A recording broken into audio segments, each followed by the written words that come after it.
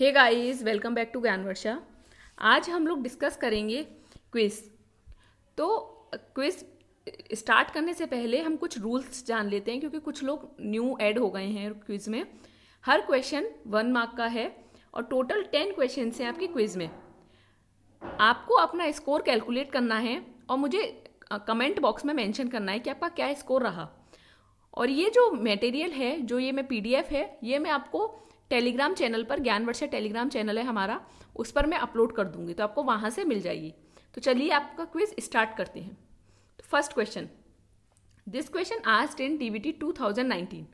If a cell carries 21 pair of chromosomes just after completion of mitotic telophase, how many chromatid will be there in metaphase? आप video को pause कीजिए और इसका answer सोचिए। मैं आपको इसका आंसर बताती हूँ। तो इसका आंसर है answer C, it means 84 chromatids. देखिए, अगर आपको याद होगा कि हमने डिस्कस किया था क्रोमोजोम क्या होता है। देखिए, इसे हम बोलते हैं क्रोमोजोम, ठीक है। जब एस फेज में जाता है ये, तो इसका रेप्लिकेशन होता है, और इसका रेप्लिकेशन जब होगा तो देखिए किस तरीके से बनेगा। ये क्रोमोसोम है, इसकी क्रोमेटिड बन जाएगी, तो एक ये क्रोमेटिड हो गई, एक ये क्रोमेटिड हो गई। तो एक क्रोमोसोम पर 2 क्रोमेटिड होती हैं, ठीक है। तो इन्हें बोलते हैं हम सिस्टर क्रोमेटिड। इतनी बात समझ आई। अब देखिए क्या कहा गया आपसे, 21 pair of chromosome. 21 pair means 42 total chromosome होंगे सेल में, ठीक है। तो कितने क्रोमोसोम मेटाफेज में होंगे, क्रोमेटिड, कितने क्रोमेटिड्स मेटाफेज में होंगे। तो अगर हम एक क्रोमोसोम की बात करूं मैं, क्योंकि वो एस फेज को पार कर, एस फेज आया होगा, उसके बाद जी टू फेज के बाद आपका एम फेज आता है। एम फेज में भी आपका पहले आता है प्रोफेज, देन मेटाफेज। तो क्योंकि वो एस फेज से आया है, तो उस पर सिस्टर क्रोमेटिड मीन्स रेप्लिकेशन हुआ होगा, सिस्टर क्रोमेटिड होंगी, इस तरीके से होगा आपका। तो क्योंकि 42 हैं, 42 क्रोमोसोम है, तो कितनी क्रोमेटिड हो गई, एक क्रोमोसोम मीन्स एक क्रोमोसोम पे 2 क्रोमेटिड हैं। समझ रहे हैं आप। तो 42 पे कितनी होंगी, 84। समझ रहे हैं, 84। अब समझ आया कैसे 84 है। मेटाफेज में पूछा जा रहा है ना, क्योंकि देखिए एनाफेज में क्या होगा, यही क्रोमेटिड, ये देखिए यही क्रोमेटिड एक यहाँ चली जाएगी, एक यहाँ चली जाएगी, और सेल से ये जितनी भी 84 होंगी ये हाफ हो जाएंगी, 42 एक सेल में चली जाएंगी, 42 एक सेल में चली जाएंगी। इट मीन्स 21 पेयर एक में होंगे और 21 पेयर एक सेल में हो जाएंगे, ठीक है। 2 सेल बनती है ना माइटोसिस के बाद, तो एक सेल में 21 पेयर चला जाएगा, एक सेल में 21 पेयर, क्योंकि इनका हाफ हो जाएगा, ठीक है। तो चलिए next 84। Next, this question asked in IISc 2010। Imagine 20 residue of a protein spans the membrane of a cell in an alpha helical conformation, given that there are 3.6 residue per turn of the helix and the pitch of the helix is 5.4 Armstrong. Calculate the thickness of the transmembrane in Armstrong unit. 20 residue है protein का। तो आपको पता है कि देखिए, आप 2 तरीके से इस क्वेश्चन को सॉल्व कर सकते हैं। पहले हम इसका आंसर देखते हैं। इसका आंसर है 30। देखिए कैसे आप 2 तरीके से इस क्वेश्चन को सॉल्व कर सकते हैं। एक तो 20 रेसिड्यू है, और आपको पता है अल्फा हेलिक्स में पर राइस कितना होता है, बेस पेयर 1.5। तो जब आप मल्टीप्लाई करेंगे तो आपको मिलेगा B 30 आर्मस्ट्रॉन्ग। या फिर आप कैसे कर सकते हैं कि आपको दे रखा है 20 रेसिड्यू और 3.6 रेसिड्यू पर टन है, तो जब आप 20 डिवाइड बाय 3.6 करेंगे तो आपको 5.5 समथिंग मिलेगा, ठीक है। अब आपको बता रखा है कि पिच जो है हेलिक्स की 5.4 आर्मस्ट्रॉन्ग है, तो 5.5 मल्टीप्लाई बाय 5.4 अगर आप करेंगे तो आपको 30 मिलेगा, ठीक है। समझ आया। आप दोनों तरीके से कर सकते हैं, या तो आप 20 मल्टीप्लाई बाय 1.5 कर लीजिए, तब भी आपको थिकनेस पता लग जाएगी ट्रांसमेम्ब्रेन की। अदरवाइज आप क्या कीजिए, 20 डिवाइडेड बाय 3.6, ठीक है, तो आपको पता लग जाएंगे कितने रेसिड्यू पर टन के अकॉर्डिंग। फिर आप उसका मल्टीप्लाई 5.4 से कर दीजिए। तो अब हम नेक्स्ट चलते हैं। This question asked in DBT 2018. What will be the probability of obtaining a plant with capital A, small a, capital B, capital C, small c genotype from tri-hybrid parents? देखिए parents आपको, अब देखिए parents दे रखे हैं आपको capital A, capital B, small b, capital C, small c। ये parents दे रखे हैं, आपको इस जीनोटाइप का प्रोबेबिलिटी बताना है। तो आप इस क्वेश्चन को सॉल्व कीजिए और देखिए आंसर क्या आ रहा है। तो इसका आंसर चेक करते हैं। इसका आंसर है फर्स्ट A।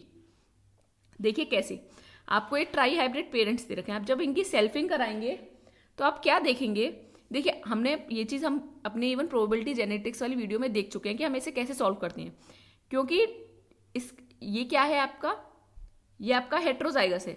अगर बोथ पेरेंट्स, क्योंकि अगर आप इसी की सेल्फिंग कराएंगे कैपिटल ए स्मॉल ए की, बोथ पेरेंट्स अगर हेट्रोजाइगस होंगे तो हमें दो चीज़ चेक करनी है, क्या वो होमोजाइगस आ रही है उसकी प्रोजेनी या हेट्रोजाइगस आ रखी है। यहाँ पर क्या आ रखी है आपकी, हेट्रोजाइगस प्रोजेनी आ रखी है। हेट्रोजाइगस आ रखी है तो मल्टीप्लाई बाय 1.2 मल्टीप्लाई। अब कैपिटल बी स्मॉल बी क्या है आपका, हेट्रोजाइगस पेरेंट है। हेट्रोजाइगस पेरेंट्स दोनों हैं और प्रोजेनी क्या आ रही है, होमो, तो मल्टीप्लाई करेंगे 1/4 से। ठीक है, नेक्स्ट। अब देखिए पेरेंट्स आपके हेट्रोजाइगस हैं, अगेन प्रोजेनी आपकी क्या आ रही है, हेट्रो आ रही है, तो अगेन आप कितना मल्टीप्लाई करेंगे हेट्रो के लिए 1/2, तो आपका टोटल आ गया 4 4 जा 16, 1/16। ठीक है, अब आप क्योंकि ये दे रखा है 4 out of 64, इस तरीके से 1/64, तो 4/64 अगर आप करेंगे तो 1/16 आ गया कि नहीं आ गया, तो करेक्ट आंसर इज फर्स्ट। समझ आया, 1/16 आया था ना आपका आंसर निकल के, तो आप इनको रख के देख लीजिए, लाइक 4/64, 1/64, अगर आप 4/64 करेंगे तो 1/16 आ गया कि नहीं आ गया।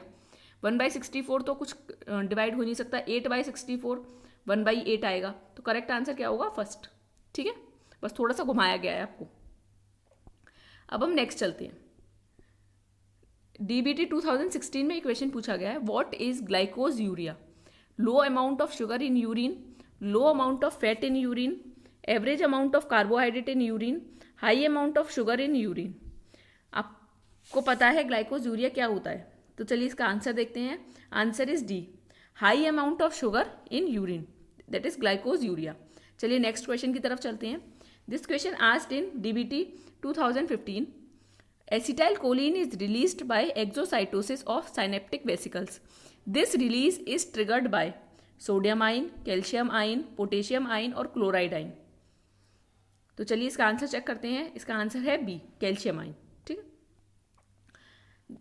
This question asked in DBT 2014, which type of inhibition requires binding of one or more substrate to enzyme before the inhibitor can bind? Uncompetitive inhibition, non competitive, mixed, competitive. तो इसका आंसर चेक करते हैं। इसका answer है first, uncompetitive inhibition. तो चलिए next question की तरफ चलते हैं। This question asked in DBT 2013, all of the following enzymes are linked to reduction of NADH except isocitrate dehydrogenase, lactate dehydrogenase, succinate dehydrogenase, pyruvate dehydrogenase. तो बताइए इसका क्या आंसर करेक्ट है। तो चलिए इसका आंसर देखते हैं। Answer is C. आप लोगों को पता है कि जो सक्सिनेट डिहाइड्रोजिनेस है वो NADH नहीं देता, हमें FADH2 देता है। ठीक है, TCA साइकिल में हम ये चीज़ पढ़ भी चुके हैं।